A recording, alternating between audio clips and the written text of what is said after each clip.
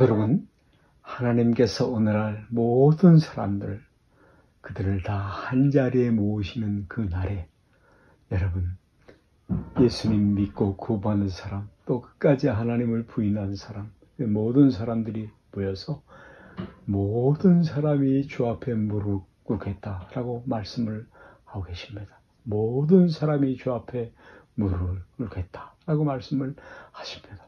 우리는 예수 믿고 구원받고 하나님의 사랑을 입고 하나님을 소리 높여 찬송하고 하나님 앞에 무릎 꿇어 주님께서 나의 주인인 것을 자랑스러워하며 그 명령에 기쁨으로 따르며 충성과 헌신을 사랑을 다짐하는 것입니다. 2월 27일 화요일입니다. 여러분, 하나님은 그들에게 복 주시길 원하셨고 그리고 하나님과 화목하여야 복을 받습니다. 그래서 그들에게 율법을 주셨고요. 여러분, 그러나 유대인들이 율법을 받은 것으로 하나님의 계명을 받은 것으로 이미 그들이 복을 받았다라고 생각을 해버렸다라는 것입니다. 그리고는 하나님의 미워하시는 짓만 골라서 하였죠. 여러분, 하나님을 모르는 사람이 범죄했을 때도 벌하시는 하나님이신데 알고 죄를 지었다. 율법이 무엇이고 죄가 무엇이며 이렇게 그것을 알고서도 죄를 지었다 할 때는 심판이 더 엄중할 수밖에 없다라는 것입니다. 실제로 이스라엘 백성은 다른 백성들보다 더 엄한 벌을 받게 됩니다. 그 나라는 북이스라엘과 남유다 나라가 각각 722년 주전 586년에 각각 아수르 바벨론족에 멸망할 때 얼마나 비참을 내었는지, 그리고 그들이 그 포로들을 잡아가서 그들이 그렇게 하나님을 모욕합니다. 우리가 믿는 신이 더 세다, 이렇게 하나님의 이름이 이방인 중에서 결과적으로 모욕을 받게 되는 것입니다. 여러분, 율법을 갖고 있었던 사람들, 그러나 그 율법으로 그들이 매받게 맞는 일이 없었다라고 말을 한다면 그것은 율법을 가졌지만 율법을 따라 행하지 아니한 그들에게 잘못이 있는 것입니다. 하나님은 그리고 이렇게 말씀하시죠. 너희가 범죄하여 벌을 받고 쫓겨간 그 땅, 거기서 너희만 고통을 당한 것이 아니라 내 이름도 내 거룩한 이름도 더럽혀졌다라고 말씀을 하십니다. 그러면서 말씀하시기는 내가 내 이름을 아껴서 내 이름을 거룩하게 하고야 말겠다라고 말씀을 하십니다. 그래서 포로되었던 그들을 다시 불러내어서 황폐한 땅에 다시 성읍을 건설하게 하시고 복을 주겠다고 말씀을 하시죠.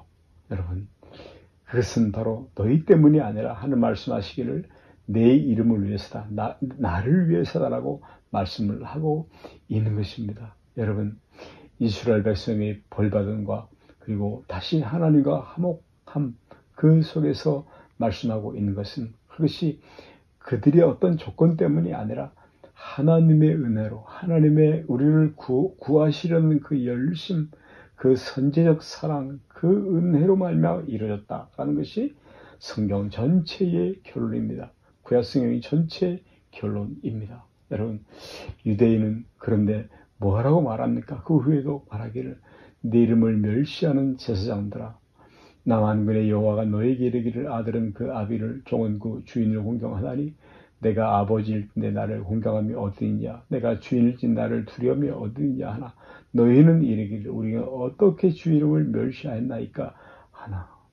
여러분, 스룹바벨 성전, 제2성전, 그리고 느헤미야에 의한 성벽, 이런 것들이 회복되고 불과 100년 안쪽에 일어난 이런 것입니다. 너희는 더러운 떡을 나의 단에 드리고 말하기를 우리가 어떻게 주를 더럽게 했나이까 하니 이는 너희가 주의 상은 경멸히 여길 것이라 말함을 인함이라. 지금 말라기 16장의 말씀을 읽고 있습니다. 만군의 여호와가 일어나라. 너희가 눈먼 희생으로 드리는 것이 어찌 악하지 아니하며 저는 것 병든 것으로 드리는 것이 어찌 악하지 아니하냐. 이것을 만일 너희 총대에게 드려보라. 그가 너를 기뻐하겠느냐, 너를 간합하겠느냐. 만군의 여호와가 일어나라. 너희는 나 하나님께 은혜를 구하기를 우리를 긍휼히 여기소서 하나. 너희가 이같이 행하였으면 내가 너희 중 하나님들 받겠느냐라고 말씀을 하고 계신 것입니다. 명분도 세웠고 제사를 드렸고 그렇지만 실제로 바쳐도 아깝지 않은 것을 바치는 그들이 행한 짓인 것입니다. 예수님의 무서운 질책이 누가복음 18장에 바리새인과 세리 비유를 통해서도 말씀하시죠. 세리는 자신을 자랑합니다. 그렇지만 바리새인은 그렇습니다. 그러나 세리에게 말씀하시기를 세리는 가슴을 찌며 하나님 나를 불쌍히 여기소서 나는 죄인으로서 내가 너희에게 이르노니 이 사람이 저보다 의롭다 하심을 받고 내려갔느니라 라고 말씀하십니다. 네, 잘못된 확신 그것이 큰 실수입니다. 잘못된 확신 나는 율법을 지켰다라는 것입니다. 그러나 예수님이 우리를 갈파하시죠. 산성설교에서 미워하는 자는 살인한 자라 했고 음욕을 품는 자는 간음한 자라고 했고요. 왜요? 살인은 미움의 열매이고 간음은 그 마음에 품은 음욕의 열매가 되어지는 것입니다. 여러분 열매 맺혀진 것과 열매 맺지 않은 것은 그리 큰 차이가 아닙니다.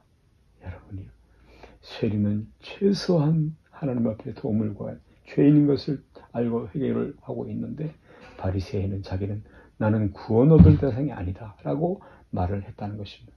이것이 성경이 지적하고 있는 인간의 실상이라는 말씀인 것입니다. 여러분 우리가 전도를 해보면 부딪히는 첫 단어가 죄인이라는 말입니다. 사람들이 싫어하죠. 매우 자존심 상해하죠. 나는 누구보다 낫다. 나는 괜찮다. 나는 이런 실수는 안 한다. 여러분 우리들이 이것을 자랑하는 자리로 가서는 안 되는 것입니다. 점점 우리 모두가 하나님을 닮은 그런 경건으로 방향을 잡고 하나님의 성품을 닮아가는 따라가는 자리로 나가야 합니다. 거칠어진 마음 그런 방법들에서 내가 회개 리턴트가 돌아서서 180도 돌아서 나가야 합니다. 바울이 고백한 것처럼 나는 매일 죽노라 라고 고백한 그 고백이 나의 목표가 되어야 하는 것입니다. 여러분 성도들이요 하나님께서는 그리스도 예수에서 나를 살리셨습니다. 주의 허물로 죽은 나를 살려주셨습니다. 여기에 십자가의 위치가 있고 구원받은 그 영적인 기쁨 엄청난 은혜가 있습니다. 나를 살리려고 주님이 죽어주셨습니다. 여러분 죄가 얼마나 무서운지 또는 인간의 그 실상이 본성이 무엇인지를 알지 못하는 자에 십자가 설제가 없습니다. 거기는 자기 자랑밖에 없죠. 남을 향한 업신여긴 판단밖에 없죠. 예, 자신을 점검하십시오. 날마다 그렇게 하십시오. 그리고 나는 예수님의 십자가 필요한 존재라는 것을 잊지 말고 기억을 하십시오. 점검하시고 하나님 앞에서 나를 점검하시고 그리고 나를 내 뜻대로 살아가도록 그냥 내어버리지 마시고 이 하나님의 간섭하심이 은혜인데 나를 은혜와 진리의 끈에 붙잡아 달라는 그런 기도가 우리에게서 끊이지 않아야 하는 것입니다.